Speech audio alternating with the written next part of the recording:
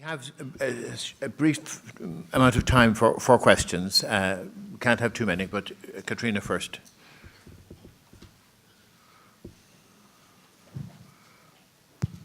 I really enjoyed your presentations, and I just have a couple of brief questions and a comment. Meg, you talked about the House of Commons, but I suppose what a lot of people are looking at the moment is Scotland and Wales, the new arrangements, and I know in the north of Ireland we're linking up with Scotland and Wales just to see what we can learn from each other. I'm a member of the Assembly Commission. We travelled over to Scotland to look at their parliament. I have to say they're particularly exciting in relation to what's happening, and I just wonder, would you like to comment on that and what we can learn? And secondly, I thought some of the comments that you made were really, really good. But I wonder, would you like to comment on, prior to them getting into Parliament, just what I would call the undemocratic nature of first past the post system in England, well, to the House of Commons in London, because it just seems fundamentally anti-democratic that just because you get 51% of a vote, that you're in there, and then the other 49% of people don't have anybody representing them. And I wonder, whereas in Scotland and Wales you don't have that now, and I just think that's added an interesting dynamic. Jane, a lot of what you said really struck with me, and I think one of the profound comments is just on relation of the power of the civil servants, and they have a lot of power.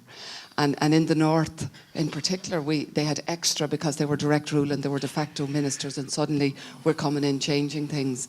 And one of the things, so I think that is something that should be looked at in terms of reform, and also political advisors. And I know publicly they're not popular, and they have to be accountable, obviously, but I do think it is very important that a minister does have access to accountable political advisors. Otherwise, the balance of power between civil service and political advisors, it will just lead to the same old policies of the past, run by civil servants. And I know two things.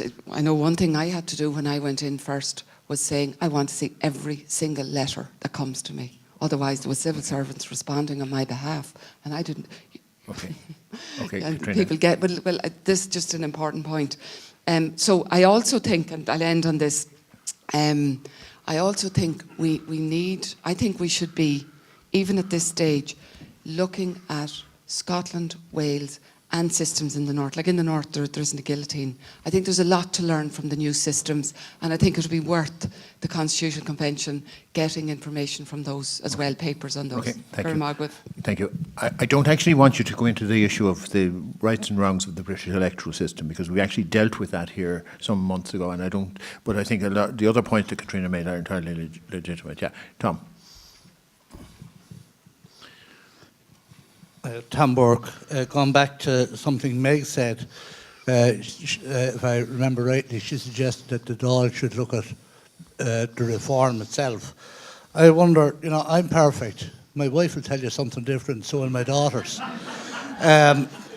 Should a semi-permanent full-time group outside of the Dáil be established to do a full-time examination of the workings of the Dáil, make recommendations for consideration by the Dáil, and a decision by the Dáil, rather than have the Dáil consider itself? Thank you. Yeah, I mean, I do think the point, Angus made the point that there is a committee on Dáil reform, and I think it, I think it's important that, as at the very beginning, Moorish acknowledged that a number of changes have taken place. I think it would be useful to know a little bit more about that committee and what it actually does, rather than have a sense that somehow or other nothing has been happening.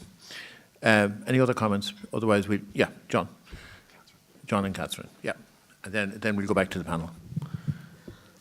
Thanks. John Kenny, just a quick question for Meg. You said that in Scotland that the agenda is put to vote in Parliament. Just wondering, is that by a simple or a qualified majority? Thanks. Okay, thank you. Catherine, last comment. Yeah, Yeah. Catherine Murray. I'm just wondering a little bit, somebody over there spoke about political advisors. And yes, certainly there is a place for them if the advice is valid and used and not worked on, that's the wrong word, but that there's something comes of it, rather than just having political advisors for the sake of it and paying them huge money and nothing coming out of the advice at the end of it. Okay. And probably one other thing I would ask is, what would the views be of personal responsibility of TDs and ministers? For instance, when something goes wrong, no one seems to be responsible. And it's either a systems failure or something else, but no one takes the rap for it at the end of the day. Thank you. Thanks. Catherine, could we go back? Sorry, PJ, I said we'd finish on that question. Meg, maybe you could reply first. Okay, well, I don't want to get into the rights and wrongs of the first past the post system, but I would say two things about effects that it has. One of them, which I didn't manage to fit in there, is that it does encourage a very strong constituency link and a lot of local work. And now I know that that is a tradition that you have here as well as us, perhaps even more so. And while constituency work can be seen as a good thing because it keeps representatives in touch with the people, if it gets out of hand, then it's pulling them away from their parliamentary work. And that is one of the things that we grapple with, and maybe you need to think about as well. The other thing is that because you end up with two dominant parties, democracy inside the parties becomes as important as democracy on the floor of the chamber. And I think we mustn't forget that parties themselves are democratic institutions and that voices expressed behind the scenes in party meetings of an independent nature can be equally important to holding ministers to account as across the floor. In terms of the Dáil reforming itself, I think I said it needs to either take control of its own reform, or you at least need to have majority support in there for that reform. So I certainly wouldn't guide you against proposing an external body. That could be a good idea, but I think it would need to have some representation on it from people who have worked in the Dáil or are currently members of the Dáil.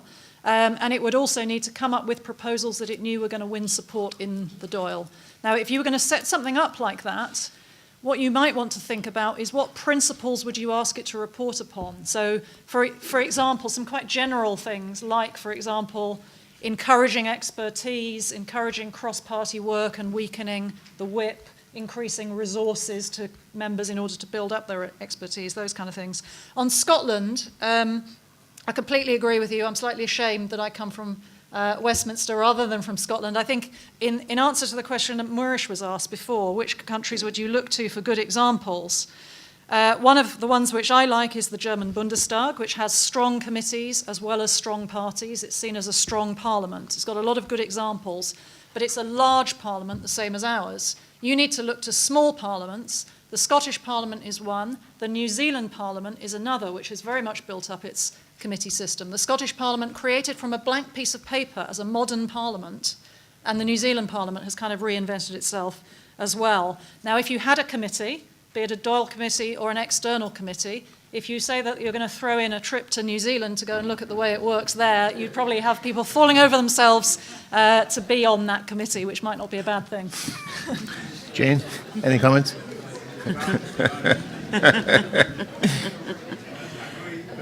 Okay, Jane. Yeah, I agree about the advisors. I think it's interesting.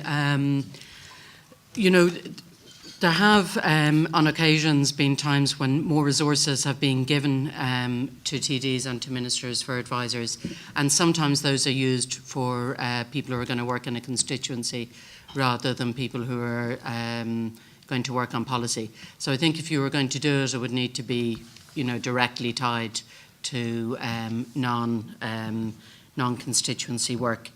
But I do think that committees and backbenchers and opposition do need proper resources. Owen O'Malley, who I'm sure most of you know, has proposed a thing called the Department for the Opposition.